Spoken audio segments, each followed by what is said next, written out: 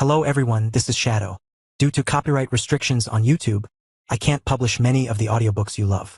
That's why I've created a special paid service where you can enjoy over 300 high-quality audiobooks from platforms like Webnovel, Pocket FM, Audible, Wuxia, and more. Each novel comes as a one-time purchase, no subscriptions, no hidden fees. After payment, you'll receive full access via Telegram, along with all future updates for that novel. You'll find a wide selection of your favorite genres and titles, always in premium audio quality. Check the full list of available novels in the description. DM me now to get your favorite stories in audiobook form and start listening today.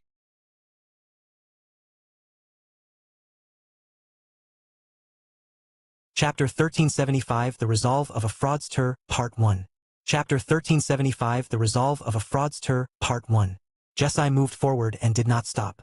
The fused thralls that blocked her path were dealt with in passing. Her spear never slowed. It rolled across her shoulders, swept low, stabbed high, and everything it touched was either severed or thrown aside. The darkness that trailed her was doing its work. Thralls that stepped into it moved as if submerged in water. Their reactions dulled, their coordination broken. The fused ones fared worse. Their many limbs fell out of sync, arms swinging at different speeds, legs stumbling over themselves. The fusion that gave them strength became a liability when the darkness stripped away whatever will was holding them together. Some simply fell apart on their own, collapsing back into their component bodies and lying still for a few precious seconds before Zebulon's control wrenched them upright again. Jessie was close enough now to see the commander clearly. He stood at the center of his remaining forces with his arms folded, watching her approach with the same expression one might give an insect walking across a table. Mild curiosity, nothing more. Oh! His voice carried across the chaos. They sent the little one. Jessie said nothing. She drove her spear through a fused thrall that was still trying to form itself, scattering the bodies before they could fully merge, and pressed forward. Zebulon tilted his head. The thralls between them grew denser, the fusions larger. A creature of 20 or more bodies rose in her path, a grotesque wall of limbs and armor that towered over her. It swung downward with a fist the size of her entire torso. Jessie's spear met it. The impact sent a shockwave through the ground beneath her feet. Her boots dug trenches in the dirt, the force threatening to drive her into the earth, but she held. The darkness around her pulsed outward, and the massive fused thrall shuddered. Its arms went slack for just a moment, joints loosening, the cohesion of its merged bodies faltering. Jessie tore her spear free and leaped. She drove the crimson tip into the thing's chest and ripped downward, splitting it open from sternum to groin. Bodies spilled out of the wound like cargo from a burst crate, flopping to the ground in a heap of disconnected limbs. She landed on the other side and kept moving.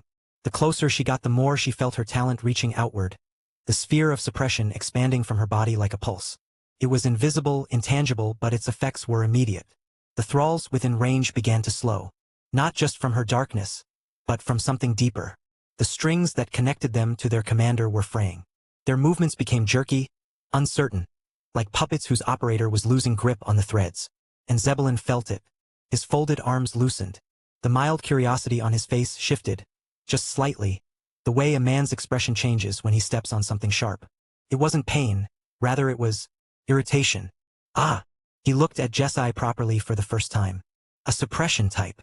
The thralls closest to him stumbled. One collapsed entirely, the reanimation failing as Jessie's talent ate at the essence fueling it.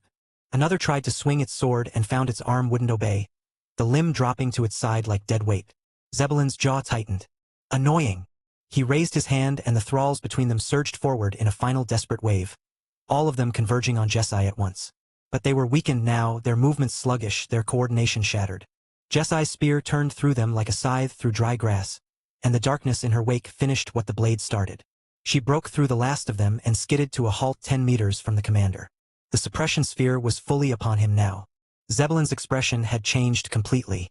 The playful cruelty was gone, replaced by something colder and far more focused. He could feel it. The pull on his talent, the way it resisted his commands, the way the reanimation that had been effortless now required concentration. He flexed his fingers experimentally and frowned at what he found. You're weakening my hold. It wasn't a question. Jessie planted her spear in the ground beside her and stood in the silence her talent had carved. The thralls around them were falling apart. Fused ones lost cohesion and collapsed into piles of still bodies. Individual ones dropped where they stood, the essence animating them no longer sufficient to keep them moving. Behind her, the battlefield was shifting. The others would feel the change. The undead that had been pressing them were growing weaker, slower, easier to put down. But here, in this 10-meter space between Jesai and the commander, none of that mattered. Zebulon studied her for a few seconds. His eyes slowly drifted to the vile armor that covered her body, the red glint behind the visor, the darkness that pooled at her feet and spread outward like a living thing. Then a frown suddenly tightened his brows as he saw the uncanny resemblance. He let out a strange and loud laugh. Ha ha ha ha ha. Then he gave Jesai a condescending look. So you're the frauds. One with a talent that suppresses other talents nonetheless. How interesting. Then a scowl appeared on his face. A savant. He said the word like it tasted sour. They sent a savant to suppress a sage. Either they're desperate, or they think very highly of you. Jesai pulled her spear from the ground. Does it matter? Zebulon stared at her for a long moment. Then the amusement drained from his face entirely, and what was left behind was the expression of a man who had commanded armies, buried cities, and killed things far more dangerous than the young woman standing before him. His voice was low and quiet. No, I suppose it doesn't. He drew his sword. The air between them went dead still. Even the distant sounds of the battlefield seemed to fade, swallowed by the weight of two people who had decided, in the same instant, that the other needed to die. Jesai settled into her stance, the crimson spear leveled at his chest, darkness bleeding from its tip like smoke from a dying fire. Zebulon held his blade loosely at his side, his posture deceptively relaxed, his eyes locked on the red glint behind her visor. Let's see how long your little trick holds against a proper sage. Chapter 1376, The Resolve of a Fraudster, Part 2. Chapter 1376, The Resolve of a Fraudster, Part 2. Jesai and the commander clashed upon each other, and all her lesson for the past few months since she joined Northern was immediately put to test. Commander Zebulon was as fierce as a warrior as he was a commander. The man wielded a sword that was slightly longer than normal. While it could have been easily grouped as an odachi, it wasn't. It was long, and instead of a straight blade, the blade looked like it had been carved out of inspiration of a wave. And the sword itself was a daunting foe. Put in the hands of a vicious commander? Those two were a malicious cohort. And they immediately unleashed hell on Jesai, who was wielded her crimson spear. Even though hell broke loose upon her, Jesai fought like she was molded by its flames. Instead of pushing back, she tore forward with undulating dark waves burning aside everything around her. Her malevolent armor, fake or not, was a fragment of evil that seemed to have been crafted by the very hands of the shadows. Perhaps evil too had a bit to do with it. The darkness moved around her surroundings like a sentient being. It had a superficial blade too and could cut down the soul easily. But the thralls that Commander Zebulon could still throw at her, even though they were locked in a vicious tandem of strikes, were soulless. So it was not so effective. However, that was not the armor's only boon. It also fed Jesai a high level of perception. She could sense people coming the moment they touched the darkness that flowed around her. And the darkness themselves weakened the movement without making her opponents realize they were being weakened. So the thralls that Commander Zebulon was commanding into their battle wasn't a bother at the very least. Even though her talent ability was suppressing his ability a great deal, he still managed to have a handful of grip of several thralls. Although that was being dealt with by the group who were far behind. The limitation, of course, was because the man was a sage and Jesai was a savant. A new savant, so to say. She spun her spear and drove it forward like a lance. The crimson tip screamed through the air, and Commander Zebulon caught it on the flat of his wave blade, angling the curved steel so the spear slid along its length and veered past his ribs. The motion was effortless, practiced. A man who had deflected 1,000 thrusts from 1,000 different weapons. He countered immediately.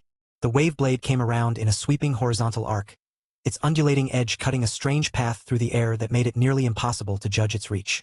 The blade seemed to extend and retract as it moved, the peaks and troughs of its wave pattern catching the light and distorting the perception of distance. Jesai pulled back, but not fast enough. The tip of the blade caught her across the shoulder, screeching against her dark armor and leaving a thin furrow in the surface, giving her a reminder that she was fighting a sage.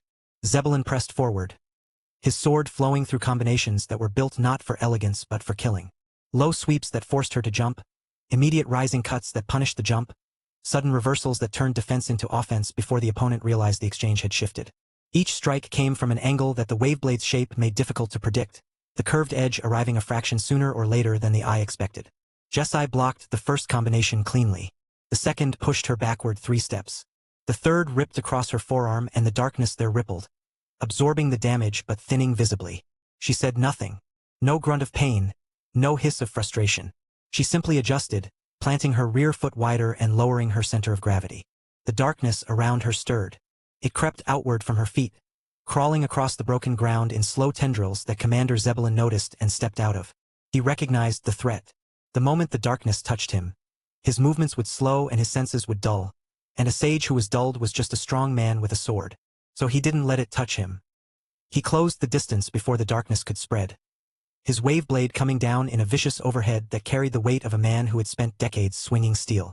Jessie caught it on the shaft of her spear with both hands, and the impact drove her feet into the earth. Cracks spidered outward from where she stood. Her arms shook.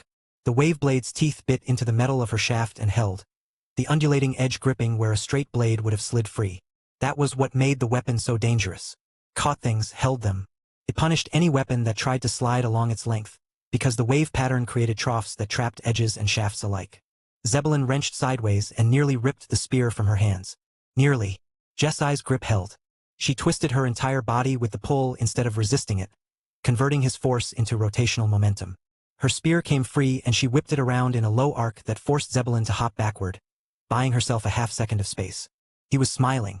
His voice carried easily over the sounds of battle behind them. Not bad. Better than I expected from a savant. You've got a good teacher. Jessie didn't respond, didn't even acknowledge that he'd spoken. She came at him again. This time she changed. The attacks that had been direct and committed became probing. Short thrusts that tested his guard, quick withdrawals that denied him the chance to trap her weapon, feints that masked the real intent of her footwork. She was reading him with the cold patience of something that learned by being cut. Zebulon answered each probe with minimal effort. He didn't need to work hard. The gap between them was real and he knew it, and knowing it allowed him to be economical while she spent energy she couldn't afford to lose. But the darkness kept spreading. It pooled around their feet now, a thin film of black that Zebulon kept stepping out of and Jessie kept feeding forward. Every time he retreated from it, she closed the gap. Every time he circled, the darkness crept to fill the space he'd abandoned. She was hurting him, not with speed or strength, but with patience and geometry. And her perception was sharpening. Chapter 1377, The Resolve of a Fraudster, Part 3.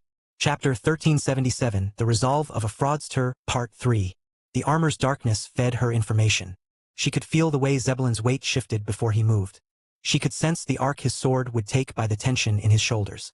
Small things. Things that a less perceptive fighter would never notice. Things that even a sage might not realize he was telegraphing. But Jessie noticed everything, and she forgot nothing, and every exchange taught her something new about the way this man fought. The wave blade carved toward her midsection.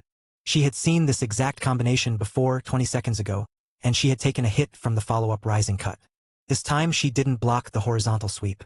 She stepped into his guard, inside the reach of his sword, and drove the butt of her spear into the underside of his jaw. Zebulon's head snapped back. It was the first clean hit she'd landed. It was not devastating to a sage, but it was clean. His teeth cracked together and for a fraction of a second his eyes went unfocused. Jessie didn't celebrate, she pushed. The spear came around in a blinding thrust aimed at his throat. Zebulon recovered faster than any human should have been able to, batting the spear aside with his forearm and countering with a brutal pommel strike that caught Jessie in the sternum and sent her sliding backward through the dirt, her boots carving twin furrows in the ground. She stopped and straightened. The darkness around her rippled and resettled. Again. Zebulon's smile faltered. And it wasn't because the hit had hurt him. A savant couldn't truly hurt a sage with a strike like that. It faltered because he recognized what he was looking at. He had fought many opponents who were weaker than him. Most of them eventually revealed themselves. The desperate ones became reckless. The clever ones became predictable. The stubborn ones became rigid, doubling down on what they knew because fear wouldn't let them adapt. Jessie was doing none of these things. She was getting better. Right now, in the middle of their fight, she was learning. The combinations that had pushed her back a minute ago were being deflected now.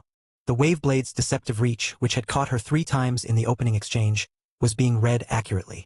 Her footwork was tightening with each passing second, and the darkness she commanded was becoming more deliberate, more targeted, less of a spreading field and more of a weapon in itself. He lunged forward and swung hard enough to split stone. Jessie didn't block. She redirected. The shaft of her spear caught the flat of the wave blade and guided it past her, and in the same motion she turned the redirect into a thrust that punched the crimson tip into the gap between his pauldron and breastplate. The armor held barely. A thin line of red appeared on Zebulon's shoulder, and the commander glanced at it with an expression that was no longer amused. I see. He shifted his grip on the wave blade, making it wider and lower. It seemed like he had decided to get serious and to stop testing. The essence around him surged quietly like a terrible pressure that settled over the battlefield like the weight of deep water. The air around the wave blade distorted, the curved edge taking on a faint shimmer that made Jessai's darkness recoil from it instinctively. This was the gap between them. Raw power. A sage's essence could do things that a savant simply could not answer, and Zebulon had decided to stop pretending they were in the same league. He swung. The wave blade tore through the air and Jessai blocked it with her spear, and the impact was different this time. Her arms didn't just shake, they buckled. The ground beneath her cratered. The spear's shaft groaned and the crimson blade at its tip shuddered as if it might shatter. He swung again. Same arc, same angle, no deception. He didn't need deception anymore, just force. Jessai caught it again. The furrow in the earth behind her deepened as she was driven backward. Her armor rippled and the darkness around her thinned further, burning itself to absorb the kinetic overflow from the strikes. A third swing came, and this one she couldn't fully catch. The wave blade punched through her guard and raked across her chest, tearing a gash in her dark armor that exposed the faint glow of the soul-forged material beneath. The impact threw her sideways and she hit the ground rolling, her spear dragging through the dirt as she used it to arrest her tumble. She rose immediately. The gash in her armor was already closing, darkness knitting itself back together, but slowly, slower than before. She was burning through her reserves. Zebulon watched her stand and subtle wariness shifted behind his eyes. He had hit her with strikes that would have ended most savants. Clean, decisive, sage-level blows designed to break bodies and shatter weapons. And this woman simply stood back up, her visor still showing nothing but that cold red glint. Her spear still steady in her hands, her posture betraying nothing, not pain, not exhaustion, not fear. He spoke, humor leaving his voice now. You don't know when to stop. Jessai planted her spear into the ground. The darkness beneath her surged. It didn't spread this time. Condensed. The thin film that had been crawling across the battlefield reversed, pulling inward, gathering around her body and her weapon like a second skin. The armor thickened. The crimson glow in her visor burned brighter. And the darkness that clung to her spear coalesced along the blade's edge until the weapon looked less like a spear and more like a fissure in the world itself. The commander's eyes stayed on her blanking. He shook his head with a little pity and said with a cold voice, "You think that will change anything?" Jessai did not respond to him. Instead her gaze burned with a red glint that grew more malicious, and she pointed her darkened spear towards him. Chapter 1378 The Resolve of a Fraudster, Part 4. Chapter 1378 The Resolve of a Fraudster, Part 4. Jessai was evolving her approach, she was doing a redistribution. Everything she had been spreading outward, the weakening field, the perception web, the ambient suppression, all of it pulled inward and concentrated into a single purpose. She was trading range for density, giving up the battlefield control that had been hurting him, helping her dull his thralls, and feeding her information about his movements, all of it sacrificed and compressed into raw, concentrated force channeled through her weapon and armor. It was a cold, calculated gamble made by someone who had recognized that the approach which worked against soldiers would not work against a sage, and who had decided, in the space between one heartbeat and the next, to change everything. Zebulon felt the shift. The ambient pressure of her darkness vanished from around him, and for a moment his movements felt cleaner, his senses sharper, his connection to his remaining thralls stronger. But looking at her now, at the dense black aura that clung to her like a second layer of armor, at the spear that seemed to drink the light around it, he understood what she'd done. She hadn't weakened. She'd compressed. Jessai ripped the spear from the ground and closed the distance in a single stride that cracked the earth beneath her foot. The speed was different now, sharper, and Zebulon brought his wave blade up to meet her thrust. The weapons connected and the sound they made was wrong. A deep, resonant crack, like something tearing at a fundamental level. The wave blade shuddered in Zebulon's hands and his eyes widened because for the first time in this fight, he felt his weapon being pushed. Jessai pressed. The spear ground against the wave blade and darkness poured from the contact point, crawling along his sword toward his hands. He wrenched the blade free and stepped back, shaking the residual blackness from the steel. She didn't let him breathe. Thrust, sweep, reverse, overhead. Each strike hit harder than the last because she wasn't spreading her power anymore. Every ounce of it was channeled through that crimson tip, and the wave blade that had been catching and trapping her weapon before was now being battered by strikes that carried the same density of darkness that had previously covered half the battlefield. Zebulon parried the thrust, blocked the sweep, redirected the reverse. The overhead he caught on his blade and the force of it drove him down to one knee. The commander's eyes burned with something that had nothing to do with amusement. He surged upward with a roar, his essence flooding through the wave blade, and the weapons locked between them. His face was a foot from her visor and he could see nothing behind it except that remorseless red light. "You're burning yourself out," he snarled through gritted teeth, his muscles straining against the impossible pressure she was exerting. Everything you've pulled in, you can't sustain it. You'll collapse. The red light in her visor didn't flicker. And from within the armor, for the first time in their fight, Jesai spoke. Then finish me before I finish you. Her voice was flat and empty, betraying nothing of the kind of face she had hidden behind that helmet. Of course, she wasn't his equal. A savant could not match a sage, and nothing she did would change that fundamental truth. But she could make it cost him. Every block she caught drained her reserves further, but also forced him to commit harder. Every thrust she landed, even the ones his armor turned aside, carried that concentrated darkness that bit into his essence like acid. Every second the fight continued was a second she was learning, adapting, closing gaps in her technique that had been there at the start and were simply gone now, burned away by the ruthless efficiency of a mind that treated its own body as a weapon to be used until it broke. She caught his blade on her spear shaft and drove forward, inside his guard again, and this time instead of the butt of her weapon she threw her shoulder into his chest. The darkness on her armor detonated on contact, a concussive burst that staggered the commander backward. He recovered and came back swinging. She deflected, countered, got hit again, kept coming. Her armor was thinning. The darkness that had been dense and concentrated was growing translucent in places, the vile black giving way to glimpses of the woman beneath. Her movements were slowing, not from lack of will but from lack of fuel. She was running on the very bottom of her reserves, fighting a sage at an intensity that even veteran savants would have abandoned minutes ago. And still she did not stop. She adapted one final time. The spear work that had been powerful and direct became something else entirely, fluid and deceptive, no longer trying to match his force but instead slipping around it. She let his strikes whistle past her by margins so thin that the wind from his blade moved her hair, and she punished every miss with a counter that carried the last dregs of her concentrated darkness. Small cuts and shallow marks. Nothing that would stop a sage, but marks nonetheless. One on his forearm, one across his ribs, a third that nicked the skin of his neck, just barely, and left a trail of black that faded almost instantly. Zebulon touched the mark on his neck and looked at the faint residue of darkness on his fingers. He looked at Jesai. She was barely standing. Her armor had thinned to almost nothing, wisps of shadow clinging to her frame like smoke. The spear in her hands trembled. The red glint in her visor was dim, almost gone. But she was still in her stance, still facing him, still ready. Chapter 1379, The Overseer. Chapter 1379, The Overseer.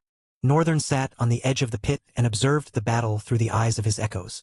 One stream of awareness tracked Judgment's fight while another followed Sale, and he had watched the entire sequence up to the point where Revant arrived. He had passed a mental command to Revant quickly, asking him to let the others join the battle and clean things up before coming to give a report about something interesting he had found on his way here. That was the only reason Revant had stopped above the battlefield in the first place. Not because he was bored and wanted to enjoy himself. He wasn't one such person. He does love to maniacally enjoy himself though. He just has standards, and they are surprisingly high. Northern smiled slightly. It was an astounding thing to see Linus working with Jesai in the manner that he was. He felt a little bad when he thought about the poor young man. He had mistakenly abducted him and changed the course of his life forever. Maybe Linus had forever carried that anger in his heart, that hatred for Northern burning as fuel, and thus strived to defeat him. Maybe when he finally managed to do so, he would find peace and calm. Regardless, this moment felt rewarding for Northern, who had watched him hate, get angry, and curse at everything else, him included. Felt like the young man had finally grown. Or, to be merciful to him, was growing. Northern rubbed his chin and studied the two of them. Through the wyvern's eyes he carved across the battlefield from above, the creature's gaze sweeping the expansive ground below and missing no detail of what was going on. Jesai had finally caught up with the commander of the Nightblood Legion, as he called himself, and they were now locked in a deathly battle. Even in the thick of it, Jesai was displaying an astonishing amount of growth. Northern knew for a fact that behind that helmet of hers, she was probably baring her teeth in a demented grin and savoring every ounce of pain the commander inflicted on her. That woman had always been wired differently. However, what caught his attention the most was the nature of her growth mid-battle. Jesai, despite her misfortune of a talent ability, had displayed a very crude tendency to improve quickly. Too quickly. He had seen it several times when she trained with Nebulous Lord while he was still Black Mamba. Both of them were, in fact, alike in that way, sharing a tendency to grow at an almost horrifying rate. And Northern suspected that their attributes had something to do with it. Attributes, after all, were another part of the blessing Ul gave the drifters of this world that many had not been able to fully hack. Northern wanted to believe that an attribute contributed to one's affinity towards a particular element. But it wasn't restricted to elements of nature. Could be an element of anything. Still, he could not fully conclude because he felt like there had to be a meeting point between true names, attributes, and talents. All of them nestled on the soul, but what single thread tied them all together? Why do I feel like that would be what will be instrumental to becoming a transcendent and a zenith? It was a faint suspicion in Northern's heart, and he didn't want to give it priority, but knowing himself, he couldn't not think about it. The major attribute that has led me to this point and consumed or expelled all others was fated rank. Come to think of it, it was inevitable then. Which means that I am going to be experiencing a very important change with Omniform when I'm about to become a transcendent. Or would the point of becoming a transcendent be understanding that important change? Northern pondered on it for a bit, but couldn't find any answer at this moment. At the same time, another stream of thought had not abandoned Jessie or Judgment, who was bloodily and stubbornly refusing to stay down no matter how many times her opponent crushed her with his weight manipulation talent. I should forge Jessie a new armor. Something like that one. But maybe even more compelling than that darkness thing. More than that, Northern felt like studying the armor itself would give him an opportunity to identify the strange dark knight that tried to kill him when he was born. The one that killed the three sisters. It was slightly uncomfortable that he had unresolved mysteries around his birth. And they were beginning to stay unresolved for a little too long. Then he focused on Commander Zebulon. This man. He has a very fine talent. From the wyvern's eyes, Northern commanded forth the descriptions of the man's soul. Taking a look at his talent. Name, Zebulon Efric. True name, Commander of the Soulless. Attributes, Mental Fortress, Mystic. Soul rank, Transient, Sage. Soul saturation, Mid. Talent, Choir of the Dead. Talent class, S. Talent abilities, Arise, Gravelink, Corpse Stitch, Corpse Bomb. The Commander's Echo, Ahoy. Arise, by channeling essence into a deceased physical vessel. The user animates it into a husk. Husks are physically enhanced but mindless thralls that follow basic commands. Gravelink. The user establishes a telepathic network with all active thralls within a 5-kilometer radius. They can issue complex commands instantly and see through the eyes of their thralls, making them exceptional at battlefield surveillance and coordinated strikes. Corpse Stitch. The user's physical form undergoes a cellular transformation. Their body becomes cold and pale, optimizing itself for dark essence. If the user sustains a physical injury, they can instantly draw soul essence from nearby thralls and convert it to dark essence to knit their own flesh back together, destroying the thrall in the process. Corpse Bomb. The user overcharges the essence core of a specific thrall and detonates it. The user can also fuse thralls together to generate even higher explosion force. The Commander's Echo. The user now perceives the true nature of the connection between a soul and its former life. Instead of creating a mindless husk, the user can expend a massive amount of essence to summon a wraith. A wraith retains the muscle memory, combat skills, and even fragments of the talent they possessed in life, acting as an elite lieutenant. Chapter 1380. Let me pour out a bit of my soul to you. Chapter 1380. Let me pour out a bit of my soul to you. Northern was a little bit amused and confused. From the information he was seeing, Commander Zebulon was far stronger than he'd been letting on. Either there was a reason he wasn't fighting at full power, or he simply didn't want to, or he was toying with them. That possibility sat differently. If Zebulon was holding back deliberately, his intention might be to break their will completely. Let them think they had a chance, let them pour everything into the fight, and then unleash his trump card. Most likely his transient ability. Northern straightened his back as he studied the information before his face, watching Jessie match the commander's strike with efficient brutality of her own. The man acknowledged her with a grin, and she answered it with another blow. There was a moment, brief and sharp, where Zebulon's strike nearly broke through her guard. Jessie shifted her weight at the last second, turned the commander's force against itself, and sent him skidding back 2 steps. She was breathing hard. Her arms were shaking, and she was smiling like it was the best day of her life. Northern looked away, but after that the battle grew even more tenacious. Both parties were enjoying themselves, and Northern was beginning to think they were enjoying it a little too much. This was supposed to be a war, after all. Aside from that, why was the commander that had been sent to fight him not as strong as Zebulon? Did I not get a chance to find out because I'm too strong? The thought landed strangely. Northern found himself feeling envious towards Jessie and the others who had just one talent and could enjoy battle so thoroughly. They got to struggle. They got to feel the edge of defeat pressing against their throat and push past it anyway. That was the thing he missed. Not the winning. The not knowing if you would. Why do I feel lonely all of a sudden? There's no reason to feel lonely. I'm sure the tyrants and origins of the underworld are all waiting for me. Northern patted himself on the back. Until then, though, he was stuck with these boring battles, enjoying the little interesting ones from the vantage point of his subordinates. while Northern wistfully pondered how much he missed enjoying his battles. In the depths of the forest where the dark fog of the Tempest Spire ended and the crude wilderness of the northern mountain began, several gates tore open in space. Through them, one could vaguely see the backdrop of mountains against a sunless sky, and the faint outline of a crimson mountain beyond. From the gates, things poured out. Vicious creatures of different shapes and sizes. Each of them looked the same yet different.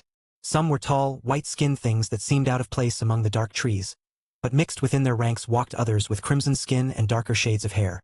Others still seemed to have been molded straight out of jagged ice, their limbs cracking and reforming as they moved. Bipedal beasts with crude, darkened skin loped forward on powerful legs, but even among their kind, variants existed. Creatures that looked like they belonged in a heavenly garden, if one ever existed beyond the sky, their forms sleek and luminous against the forest gloom. Monsters with charred skin and circular, hollow gazes marched alongside many who bore ashen skin and pure white eyes that seemed to pierce through the darkness of the forest itself. All of them poured into the trees, filling the front lines of the forest in an instant. It was like a conflagration of rifts had decided to invade this part of the mountain, and every creature from every realm had formed an alliance. Not too far from where this scene was unfolding, a family of minor nobles was trying to escape the kingdom through the backside of the mountain. They had hired experienced drifters to cut a safe path through the forest for them. There was even a master among the escorts. The unfortunate family happened to be passing through when the scenery before them changed forever. Their eyes flew wide and their legs shook.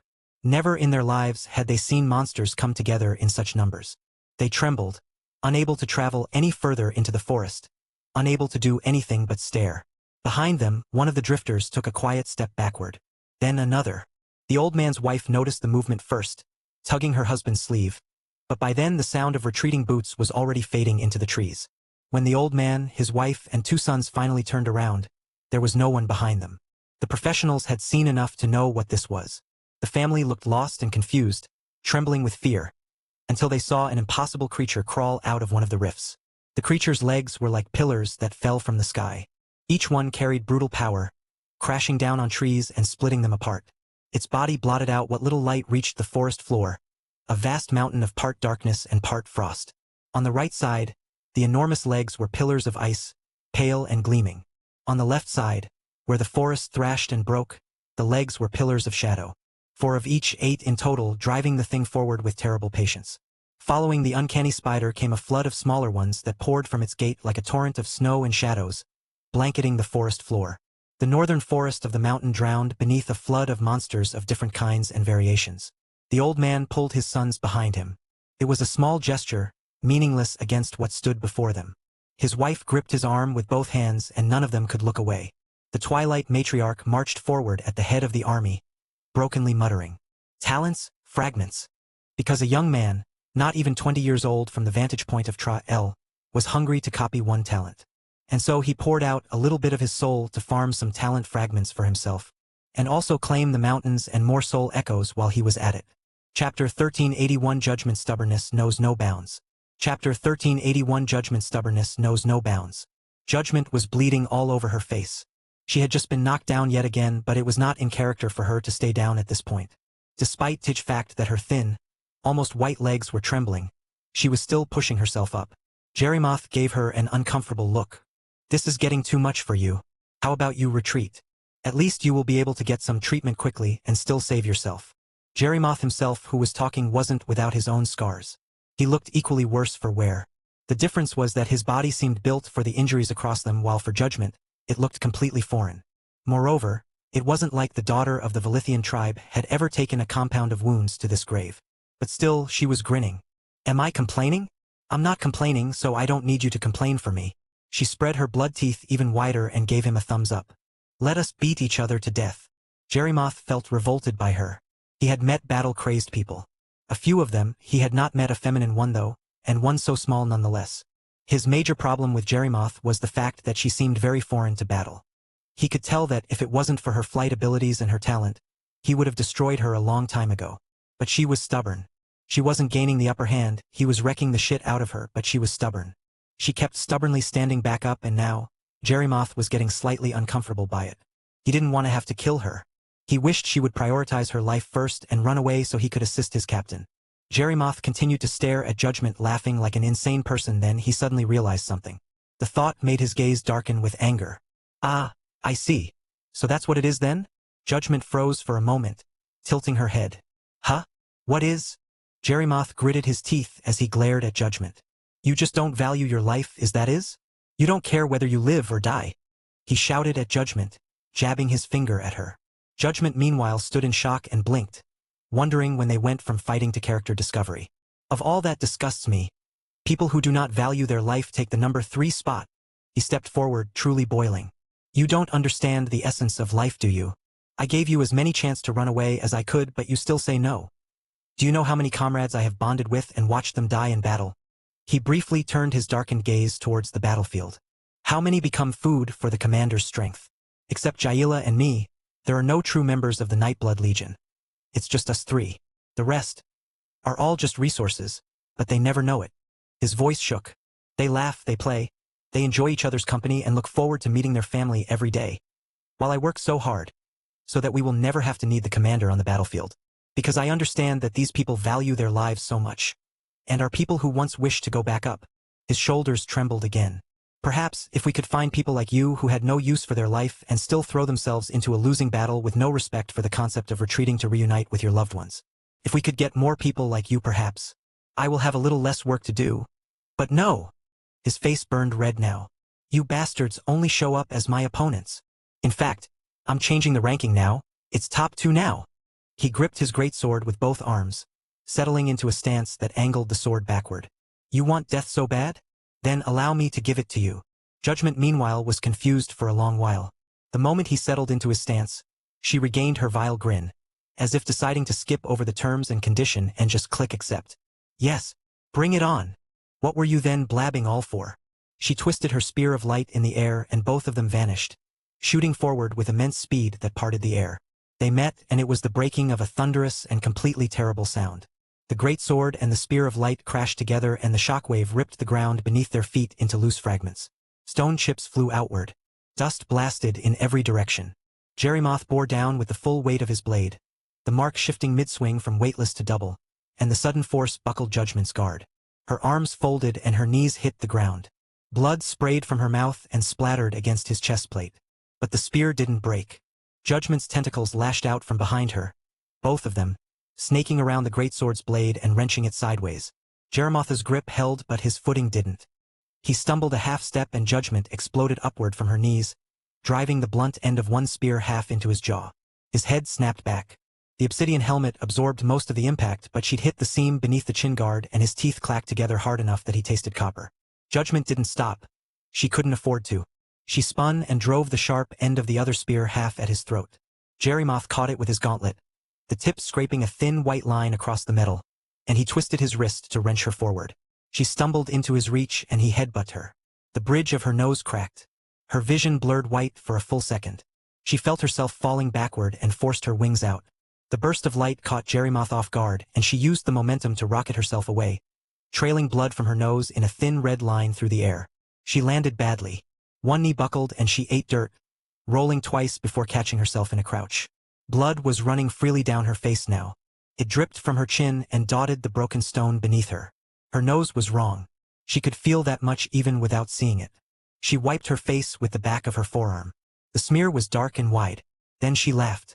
It was a short, cracked sound, wet with blood, and it carried across the ruined distance between them. That's more like it. Chapter 1382 The Hatred You Inflicted Upon Me. Chapter 1382 The Hatred You Inflicted Upon Me. Jerimoth's jaw tightened behind the helmet. He could feel it now, the heat in his chest that he hadn't felt in a long time. This was getting personal. He closed the distance. The great sword came in low, sweeping for her legs. Judgment leaped over it, using a burst from her wings to gain height, and hurled both halves of her broken spear down at him like javelins. Jerimoth batted one aside with the flat of his blade, but the other caught the edge of his pauldron and punched through, burying itself 2 inches into his shoulder. He didn't slow down. He reached up, ripped the spear half out of his shoulder, and threw it aside. Blood welled from the wound and ran down his arm in a thin stream, soaking into the leather beneath his armor. Judgment was already descending. Without her spear she had nothing but her tentacles and her fists, and she chose the tentacles. Both whipped down at him like black lightning, one high, one low. Jerimoth raised his greatsword and marked it weightless. The blade moved with impossible speed, intercepting the high tentacle with a ringing clash. The low one caught him across the ribs and the impact lifted him off his feet. He twisted mid-air, boots finding the ground again, and slid backward through the rubble. His ribs screamed. Something in there was cracked, maybe broken. Judgment's spear halves flew back to her hands, recalled by the tether of light that connected them to her will, and she was already charging. Jerimoth planted his feet and swung. This time he didn't shift the weight. He swung the great sword at its natural mass with everything his body had, and it caught Judgment across her guard. Both spear halves buckled inward and the force drove her backward, her boots tearing twin furrows through the ground. A tentacle whipped around and dug into the earth behind her like an anchor, stopping her slide. She coughed. More blood. Her arms were shaking. She spread her bloody grin wider. Come on. Jerimoth screamed at her. Why won't you just run? He was on her before the echo faded. The great sword slammed down and she rolled sideways, the blade cratering the stone where she'd been. She came up swinging, driving one spear half into the gap between his greaves and kneecap. The tip bit flesh and Jerimoth's leg almost gave out. He answered by marking the greatsword and throwing it. The blade went weightless, crossing the distance between them faster than she could track. It caught her across the torso and sent her cartwheeling through the air, limbs flailing, blood scattering like rain. She crashed into a slab of upturned stone and the slab cracked down the middle from the force of her body hitting it. The greatsword returned to Jerimoth's hand before she stopped sliding. Judgment lay in the rubble. Her body wasn't moving. Jerimoth stared at her, breathing hard, blood running down his arm and pooling inside his gauntlet. His shoulder throbbed. His ribs ground against each other with every breath. Then, slowly, a hand reached up from the rubble and gripped the edge of the broken slab. Judgment pulled herself up. One of her tentacles was hanging limp, barely twitching. The other coiled weakly behind her. Her left arm hung at a bad angle and her face was a mask of red. She was shaking from the tips of her fingers to the roots of her teeth. She planted her feet. Is that? She spat a mouthful of blood sideways. Is that all? Jerimoth's hands were shaking too, but not from damage. The anger in his chest had turned cold and sharp and it sat behind his ribs like a blade. He had known people like this. Not on the other side of a battlefield. On his side. People who smiled when they bled. People who laughed when they should have screamed. People who threw themselves at death like it owed them something. He had buried every single one of them. You're not brave, he said, and his voice came out low, almost quiet. You are not fierce. You are not admirable. He stepped forward. You are wasteful. The word hit harder than Judgment blinked. For the first time, something other than that bloody grin crossed her face. Not hurt exactly. Confusion, maybe, like a dog that had been barked at in a language it didn't understand. It lasted less than a second. The grin came back. Wider, sharper, and even redder. Call me whatever you want. She raised both halves of her broken spear despite the arm that clearly wasn't working right. The tentacle behind her coiled tight, straining, forcing itself back into function. I'm still standing. Jerimoth gripped his greatsword with both hands. Not for long. He rushed forward and the ground cracked beneath his boot. Judgment met him head on. The spear of light and the greatsword collided and the sound was something beyond metal on metal. It was the sound of two people who had decided, for entirely different reasons, that retreat was not an option. Jerimoth hammered her. Blow after blow, each one heavy enough to crater stone. Each one carrying the weight of every soldier he had watched die with a smile. His greatsword moved in brutal arcs, not elegant, not tactical. Just force and fury. And Judgment took every hit. She didn't block cleanly. She couldn't. Her tentacle caught what it could and her broken spear deflected the rest at ugly angles that sent shockwaves up her already ruined arms. But she kept swinging back. Every time the greatsword drove her down, she came back up with a counter. A slash to his forearm. A tentacle strike to his ribs. The blunt end of her spear jabbed into the wound on his shoulder. Jerimoth grunted and caught her across the face with the flat of his blade. She spun in the air and crashed to the ground. Got up. He swept her legs. She hit the dirt face first. Got up. He slammed the pommel of his greatsword into her sternum and she folded like paper, blood bursting from her lips. Got up. Each time slower. Each time shakier. Each time with that same impossible, infuriating, blood-soaked grin plastered across her ruined face. Jerimoth was breathing so hard the air whistled through his visor. His shoulder wound had opened wider and his ribs sent a knife of pain through him with every swing. He didn't understand her. He had given her every chance, every opening, every reason to run. And she stood there, broken and bleeding and grinning like this was exactly where she wanted to be. The radiant seraph circled overhead, its ivory wings catching the light. Even it seemed to understand that its master was not interested in being saved. Judgment coughed, and this time more blood came out than air. She was swaying now. Her wings flickered at her back, sputtering like a candle in wind, barely holding their form. She raised her spear anyway. "Your turn," she said. Jerimoth stared at her through the V of his visor. His grip on the greatsword was white-knuckled and trembling, and he couldn't tell anymore if it was from exhaustion or rage or something else entirely. Something that, if he was being honest with himself, felt uncomfortably close to respect. He shoved the feeling down. "Fine," he said. "If death is what you're looking for, I'll be the one to give it to you. But know this." He raised his blade. "I'll hate you for it." Judgment's bloody grin didn't waver. "Good." They moved, however. In that moment a cold and vast aura suddenly washed upon the battlefield. "Oh no! I can't have that. I don't want to get on Anaik's bad side." Chapter 1383 Unbreakable. Chapter 1383 Unbreakable. Commander Zebulon rolled his neck once and exhaled through his nose. "All right." He closed the distance in a single step. The wave blade came down and Jesai raised her spear to meet it. But the collision was not a collision. It was demolition. The spear caught the blow and Jesai's arms folded. Her knees buckled, and the impact drove her straight into the ground. The earth split beneath her in a ragged circle and dust erupted outward in a violent plume. Before the dust could settle, Zebulon swung again. Horizontal and brutal, with no technique or artistry. Just the raw essence of a sage put behind a blade that weighed more than most men could lift.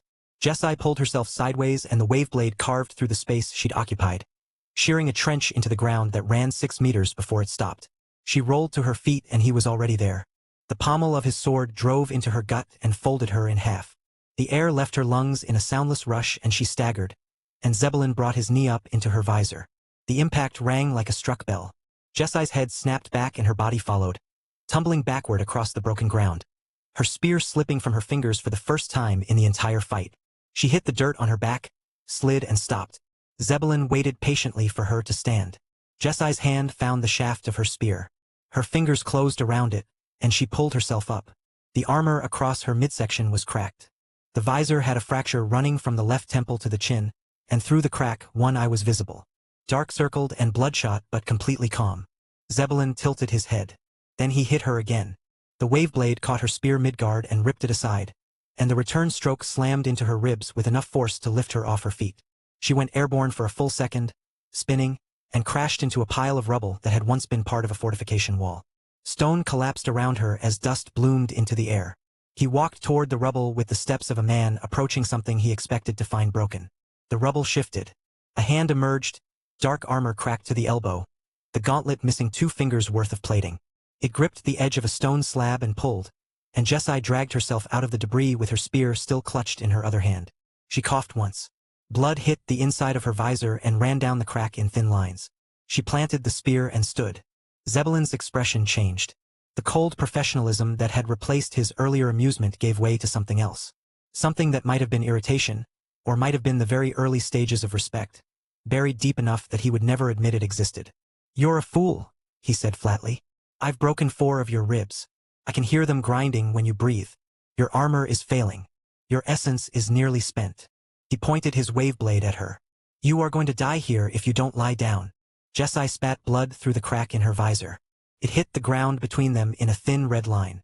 She raised her spear and grinned like a mad woman. Zebulon's jaw tightened.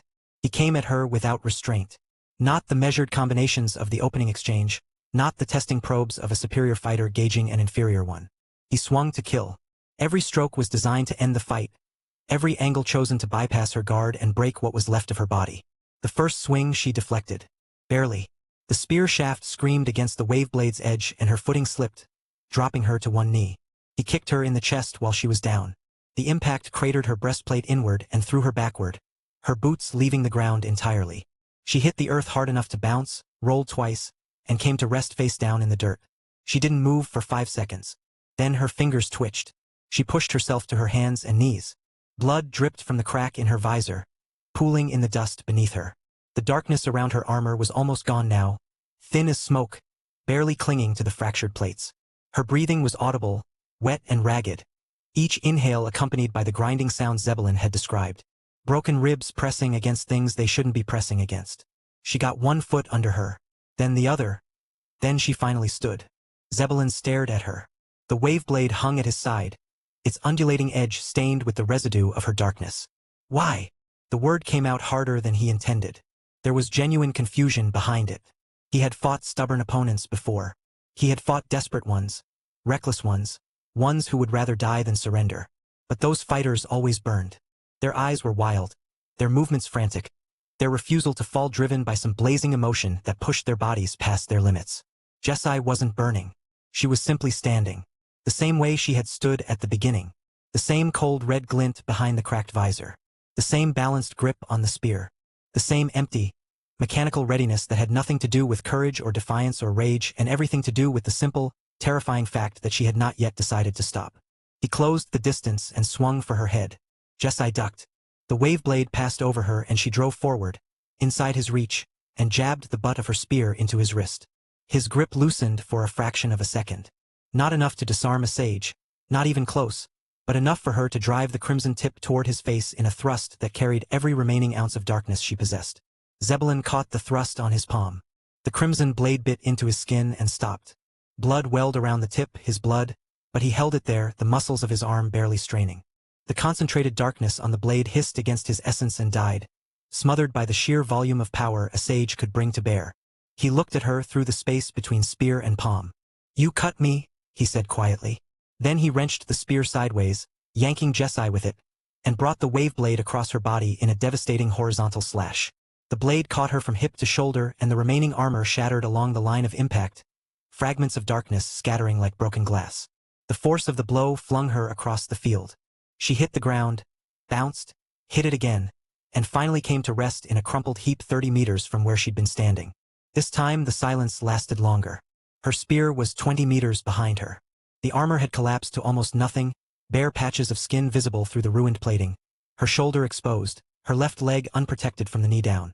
The visor had cracked completely and half of it had fallen away, revealing the lower half of her face. Pale skin streaked with blood. Lips pressed into a thin, colorless line. There was no expression on her face. She reached behind her back and found the ground. Pressed her palm flat and pushed. Her body rose an inch, collapsed. Rose again. And collapsed. On the third attempt she got her elbow under her. Zebulon watched from across the distance and something cold settled into his stomach. Men and women who had reputations and legacies and were entitled to believe they could match him. He had broken every one of them and not a single one had gotten up more than twice. This woman was on her 7th time. And the look on what was left of her face hadn't changed once. He walked toward her. The wave blade dragged along the ground beside him, its undulating edge cutting a shallow furrow in the dirt. Around them the battle still raged, thralls and drifters clashing across the field. But this particular patch of ground had become something separate. A space that even the thralls seemed reluctant to enter. Jessie pulled herself to one knee, then one foot. She swayed, steadied, and looked around for her spear. It was too far away. She raised her fists. Zebulon stopped walking. He didn't stop walking because suddenly Jessie was very intimidating or threatened him in any manner. But it just so happened that as Jessie raised her fist, he felt a very boundless and profound presence wash over the battlefield. Something he often only felt when he was standing next to the first prince or first princess. He turned slightly to the southern edge of the battlefield where Jerimoth was fighting. It was quite far but not anything a man like him couldn't see from this distance. His eyes narrowed dangerously as turned there. Jerry. Chapter 1384 The Perception of Fear. Chapter 1384 The Perception of Fear. Northern stood before Judgment, who abruptly halted the moment she saw him appear out of nowhere. Jerimoth stopped too, settling into a cautious stance while Judgment grunted with irritation. Even through bloody eyes, she was glaring at Northern with the kind of hostility most people reserved for mortal enemies. Northern looked at her blankly, said nothing, then turned to Jerimoth. Your talent, what are the chances that it may be applicable to the body? Like, could you mark your own body and reduce your weight, increase it, control it more precisely?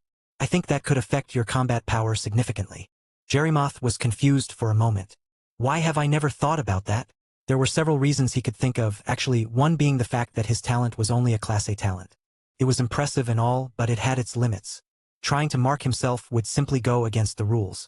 But he couldn't even say for sure because it wasn't like he knew what rules governed every class to begin with. No one had ever handed him a manual. Northern continued to stare at him, waiting. Then he just shrugged. Well, I guess I'll just find out. Jerimoth's eyes widened. What does he mean? Northern stared down at his own hand, opened it, then gripped it shut. He held it there for a moment, testing something only he could perceive. It seemed like that's not possible. Well, that makes sense. I guess it'll be when I become a luminary. By then it would become an own talent and he could simply make it EX class and reap all the benefits. The thought of it was almost enough to make him impatient, but Northern had learned a long time ago that impatience was the enemy of good decisions. He was slightly skeptical about what to copy because he didn't want to use up his slots before he entered Realmguard or met his brothers and sisters, or any astounding warrior.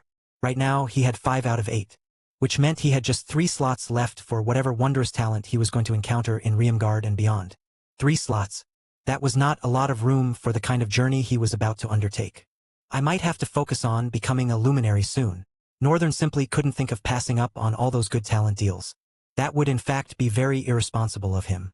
And whatever else Northern was, he was not irresponsible when it came to collecting power. Jerimoth, meanwhile, stood cautiously before Northern, watching the young man and gauging everything he did. To him, Northern did not look like much of anything. A boy of barely his early 20s, carelessly standing in the midst of a gruesome battle as if the blood and noise around him were no more interesting than weather. Jerimoth was still wary, though, because of the pressure that had arrived with Northern himself. That initial weight had been undeniable, heavy enough to make his instincts scream. But now the pressure was gone, and all that remained was the boy. Meanwhile, judgment was burning. Don't you dare think of interrupting me. I have this under control. I swear I'll win. Northern stared at her blankly. He didn't believe a word of it. If judgment was given more time, sure, she could potentially win. But winning her first major battle against a seasoned combatant was a stretch that even her monstrous confidence couldn't close. Yes, the strange girl had violence in her. That was the point of her entire voyage with Northern. But that raw spirit of violence was not going to be enough to defeat the young man standing on his other side. Jerimoth was skilled at battle. He had mastered his talent well. But more importantly, he was experienced. He had fought hundreds of opponents, possibly thousands. While this was Judgment's first real fight, Northern exhaled. A very important part of the art of battle is knowing when you cannot win, Judgment, and acknowledging your opponent's strength over your own. Judgment looked at him with an expression that mixed disgust and genuine shock, as though he had just spoken the most offensive words in any language. Me? No one. I repeat, no one is stronger than Judgment. She paused and quickly added, of course. It's only a matter of time before I surpass you yourself. But any other person is beneath me. Northern rubbed his face, suppressing the urge to smack her head and crush it into the ground. He had to be careful not to break her, after all. That was always the difficult part with Judgment. The line between discipline and destruction was thinner than she realized. Jerimoth straightened. I've had enough of your chit-chat. If you're not going to take her out of the battlefield, then excuse yourself and let me finish her myself. Northern's brows furrowed slightly, and he turned to Jerimoth. In that moment, the young man was not sure what happened to him. What he knew for certain was that the world went black. Pitch black. He suddenly felt like he was standing in the eye of an endless darkness that predated the world itself. He felt fear. No, felt was an understatement of how deeply this emotion became a part of him. He was fear. He understood fear. He knew fear, and it broke his will. Jerimoth's hand trembled beneath Northern's gaze. His weapon slipped from fingers that no longer obeyed him and clattered against the ground. His eyes were frozen wide, trembling subtly, locked on something that Northern's face had shown him. Something behind the face, something vast. Judgment, who had been standing beside Northern, and saw her opponent crumble the moment Northern's gaze fell on him, was confused. She glared at Northern on Jerimoth's behalf. What did you do to him? I told you he was mine. Northern himself tilted his head. I am as curious as you are. What did he see? Many times, weaker beings were incapable of perceiving the true gap of strength between themselves and a far stronger opponent. To see that gap accurately was not a matter of skill. It was simply perception. One could be a powerful sage and still have very poor perception, and one could be a mere master and possess an astounding one. Northern was sure Jerimoth had seen something. Something that instantly informed him how foolish his decision to challenge the person standing before him truly was. And it seemed Jerimoth had been frozen by that realization. Locked in place by knowledge his body refused to process. Northern was slightly jealous of it. He wished to be able to experience fear on the level that Jerimoth currently was. Even when fighting cryos, he hadn't truly felt fear. What he felt was exhilaration. The thrill of collision.